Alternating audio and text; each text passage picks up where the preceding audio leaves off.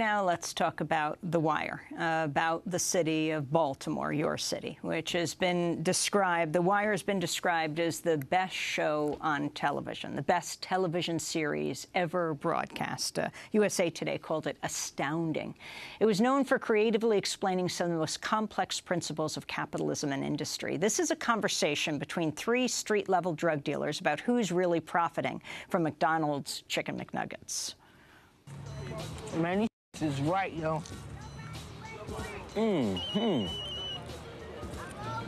Good with the hot sauce, too, though. Most definitely. Yo, D, you want some nuggets? Nah, go ahead, man. Man, whoever invented these, yo, he off the hook. What? The bone all the way out the damn chicken. Till he came along, been chewing on drumsticks, getting their fingers all greasy. He said, later for the bone. Snug at that meat up and make some real money. You think the man got paid? Who? Man who invented these? Richer than them all. Why? You think you get a percentage? Why not? Nigga, please. The man who invented them things, just some sad ass down at the basement of McDonald's. Thinking of to make some money for the real players. Nah, man, that ain't right. Right? It ain't about right. It's about money. Now, you think Ronald McDonald gonna go down that basement and say, hey, Mr. Nugget, you the bomb.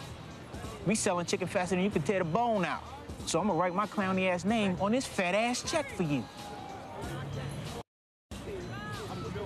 And the nigga who invented them things, still working in the basement for regular wage, thinking of some to make the fries taste better, some like that. Believe.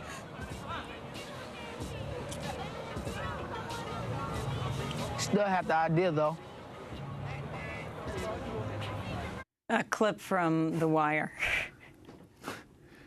Yeah, that's pretty much macroeconomics. That's, you know, that's capitalism as it actually exists. Talk about what you're doing with The Wire. For someone who's just come to this country, knows nothing about it. I mean, he has a huge cult following. Yeah, it's hard to sort of sum up 60 hours, but if I had to put it in a paragraph, it's a city in which a rigged game is demonstrated, and power routes itself and money routes itself away from our characters. It's a critique of modern capitalism, of our unencumbered capitalism, or only modestly encumbered capitalism, as the case may be. And it's also on a more practical sort of episode-to-episode level. It's an argument against the drug war and the over-policing of the poor. And I thought if it could accomplish anything, maybe it could get an argument started about the drug war, because having covered it for most of my time as a reporter, it was probably the biggest issue I covered. There was nothing about it that was functional. It was the most dystopic policy. Everything it claimed to try to address in terms of illegal drug use or what the bad that drugs do, it had very little effect on, and instead it became a war on the poor.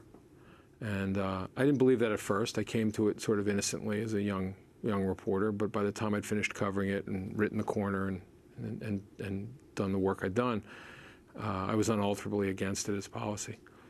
So it was a critique of the drug war specifically, but overlaying that was an argument that we've created almost by will these two separate Americas, and the economic rules that we apply to one don't work in the other, and we know that, and we're comfortable with that. You talk about two different Americas. You say your country, America, is a horror show. You've been quoted as saying that. You know, in terms of, you know, well, my country's a lot of different things. I'm not speaking of the entire, you know, I'm an American. I wish to affirm as an American. But economically and politically and socially, the fact that we are these two separate Americas traveling distinctly different paths. You know, I live in Baltimore. I live in a city that I love. I live 20 blocks away from the world of The Wire.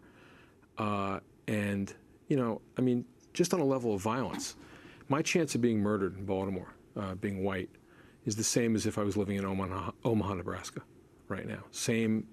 It doesn't matter that I live in Baltimore. I live in, you know, downtown Baltimore. It does not matter. If I was a black male between the ages of 16 and 45, I think homicide would be the second leading cause of death it's the outcomes in these different places that are so predicated on the economic privations and on lack of power and the fact that the entire industrial base which used to support my city has moved elsewhere and is not part of our economy anymore. And what remains behind, the sort of vestigial service economy, it serves some of us, and it doesn't even reach. It has no remote connection to the lives of other of us. So we're building these two separate societies in incredible proximity to each other. It's amazing. I wanted to go to your meeting with President Obama at the White House after he praised your work on The Wire, saying it was his favorite television show. President Obama discussed the fallout from the U.S. crackdown on nonviolent drug offenses. Consequence of that was this massive trend towards incarceration, even of nonviolent drug offenders. And I saw this during the period that you were reporting and then starting to write for television. I saw this from the perspective of the state legislator, this just explosion of incarcerations, disproportionately African American and Latino. Yep.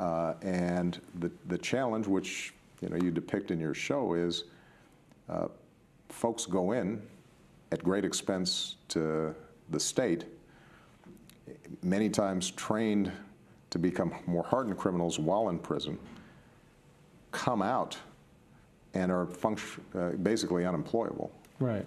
And end up looping back in. Permanently a part of the other America. Exactly. That can't be pulled back. Nobody incarcerates their population at this level. Right. And to look at it, when I came in as a police reporter, the federal prison population was about 34% violent offenders. Yeah.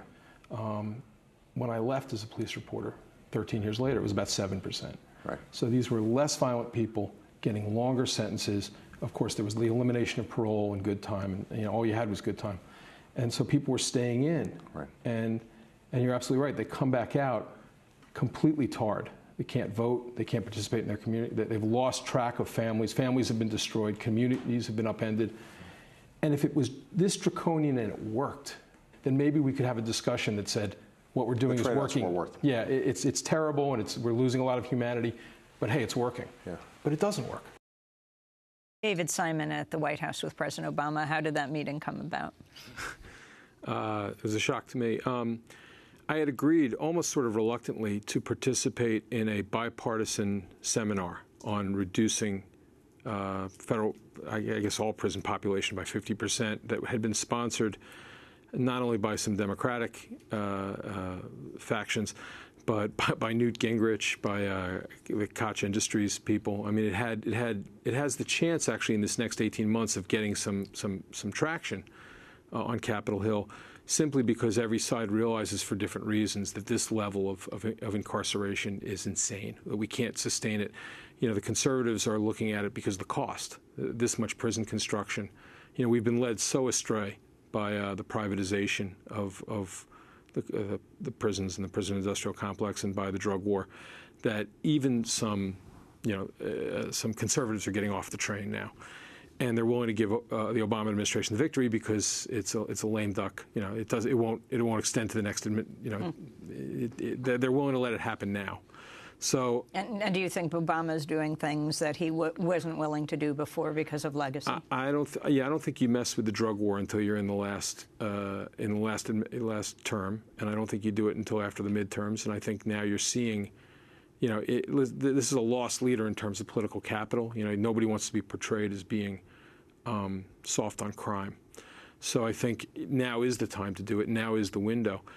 So they asked me to do this, and once I agreed, all of a sudden, I think the president was going to send some remarks, some videotaped remarks to this event that I was going at. Instead, I was invited to the White House to have this 15-minute discussion with him, and I wore a tie. I noticed. I wore a suit for the first time, and like the next time I might be being buried. The next time you see me in a suit, but I did everything I could because listen. I was happy to be a microphone stand for this, which if I have an opinion about anything after all those years of reporting and storytelling and narrative, The drug war has to end. It just has to end. I want to go back to The Wire, to the main theme in The Wire, which is that relationship between the police, and I mean, especially looking at Freddie Gray today, between the police and the guys, the kids often on the corner. Hands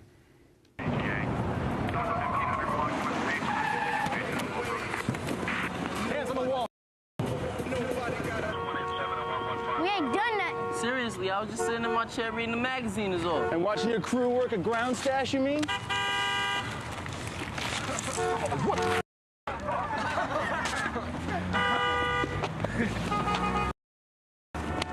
You're all still taking a charge for this, you know that?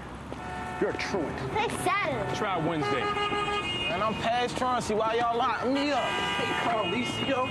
Officer Colicchio, bird. We need to block every lane here. Hey, shut it down. It's a police operation here. Let's get back to your post. Let's back these vehicles up. Excuse me, officer. I'm not telling you again. Tony, calm down. Officer, if you could just move your car forward just a little bit, I'm gonna get right down the road. Calm down.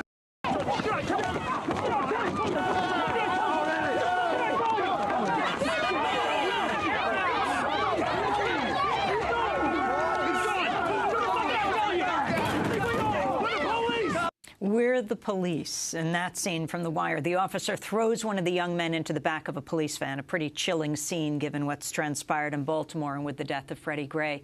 But this was a regular practice during the years of zero-tolerance policing in Baltimore between 1999 and 2007, when Martin O'Malley, that's right, the presidential candidate, was mayor. In 2005 alone, the police department made more than 100,000 arrests in a city of just 640,000 people.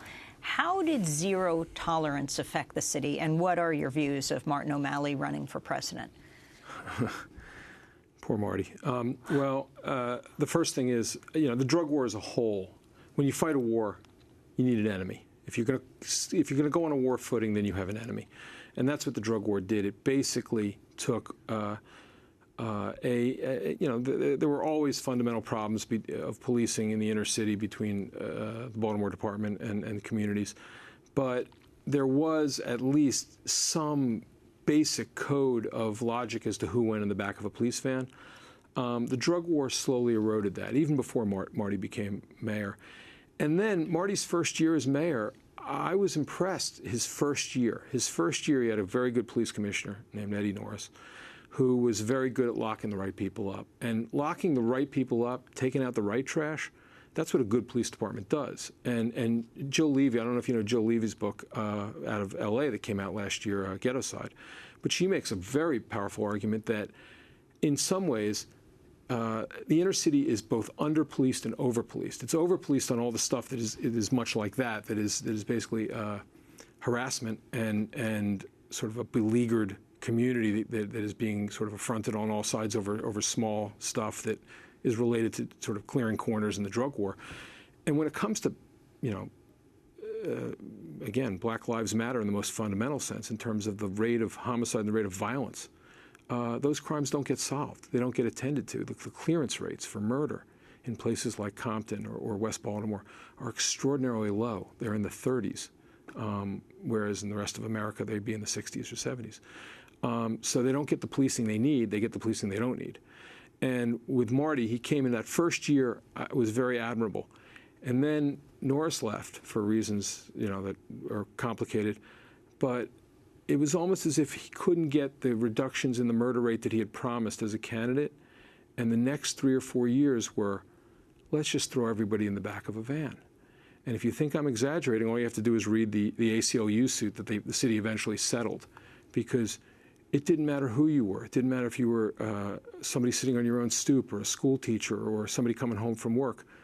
If you looked at a cop the wrong way in Baltimore in about those 3 central years when Marty was trying to become governor, you went in the back of a police van, you were taken out of the city jail, held overnight. They were just trying to clear the corners because they had lost the framework for actual police work.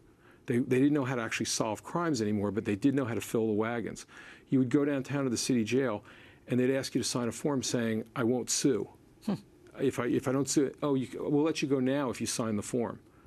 But if you don't sign the form, we're keeping you for longer until you see a court commissioner. So your sense of him running for president? We have 5 seconds. Well, listen, he's done some things I admire, gay rights and ending the death penalty. But, you know, the notion that he reduced crime by doing that is just a lie. David Simon, I want to thank you for spending this time. Journalist, television writer, best known for creating the HBO series The Wire and Treme. Now his latest project, Show Me a Hero, on HBO. That does it for our broadcast. I'm Amy Goodman. Our website's democracynow.org. Thanks so much for joining us.